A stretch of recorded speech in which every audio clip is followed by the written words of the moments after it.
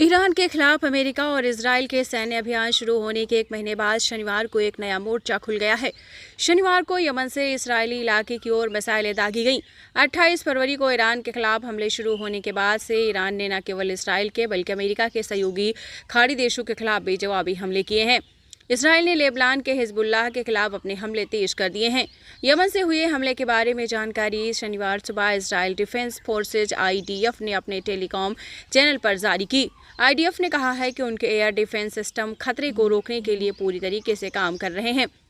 15 minute बाद उसी channel के जरिए सेना के अधिकारियों ने बताया है कि उस मिसाइल को रोक लिया गया था और इससे कोई जान माल का नुकसान नहीं हुआ। यमन के कुछ हिस्सों पर नियंत्रण रखने वाले इस्लामी गुट हूती विद्रोहियों ने कुछ घंटों बाद पुष्टि की कि उन्होंने ईरान, लेबनान, इराक और फलस्तीनी इलाकों पर उस देश के हमलों के जवाब में इसराइल के रणनीतिक सैनिक ठिकानों पर बैलिस्टिक मिसाइलें दागी थी। उन्होंने यह भी चेतावनी दी है कि उनके हमले तब तक जारी रहेंगे जब तक सभी प्रतिरोध मोर्चों के खिलाफ आक्रामकता बंद नहीं हो जाती। ये हमले हूती विद्रोही गुट के प्रवक्ता याह्या सरी ने कुछ घंटे पहले दी गई चेतावनी की पुष्टि करते हुए मालूम होते हैं। याह्या सरी ने कहा कि हम सीधे सैन्य हस्तक्षेप के लिए तैयार हैं। आपको बताते चलें, इस संघर्ष में हूती विद्रोही के शामिल होने से बड़े पैमाने पर युद्ध की संभावना बढ़ जाती है, जिससे अरेबियन पेनिनसुला पर एक नया मोर्चा खुल सकता है। इस आशंका से बाजारों में पिछले लगभग 1 महीने से चल रही उथल पुथल और ज़्यादा बढ़ सकती है।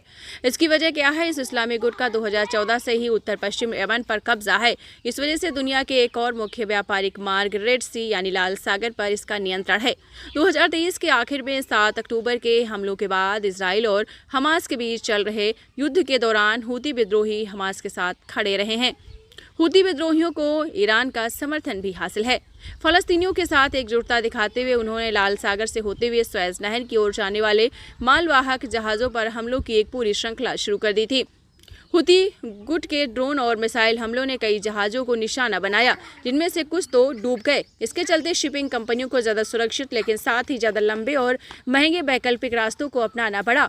उन्हें दक्षिणी अफ्रीका में केप ऑफ गुड होप के रास्ते से गुजरना पड़ा। इस वजह से सप्लाई चेन और अंतर्राष्ट्रीय व्यापार में भारी रुकावटें पैदा हो गईं। इन हमलों के चलते अमेरिका, ब्रिटेन और दूसरे देशों ने इस ग्रुप के ठिकानों पर बमबारी का अभियान शुरू किया और रास्ते को फिर से खोलने के लिए जंग जहाज भेजे। 2025 में अमेरिका ने यमन में इस ग्रुप के ठिकानों पर फिर से हमला किया ताकि ऐसी और घटनाओं को रोका जा सके जिससे दुनिया के व्यापार पर असर पड़ता है। ईरान ने हर्मुज स्ट्रेट को लगभग बंद कर दिया है। वहां से दुनिया का करीब 20% कच्चा तेल गुजरता है। ब्रिटेन के जाने माने थिंक टैंक चैथम हाउस के शोधकर्ता फॉरेला अल मुस्लिमीनी ने कहा है कि हम पहले से एक बुरे सपने से गुजर रहे हैं और इससे हालात और बदतर हो जाएंगे। पढ़ते रहिए fight against criminal daily newspaper.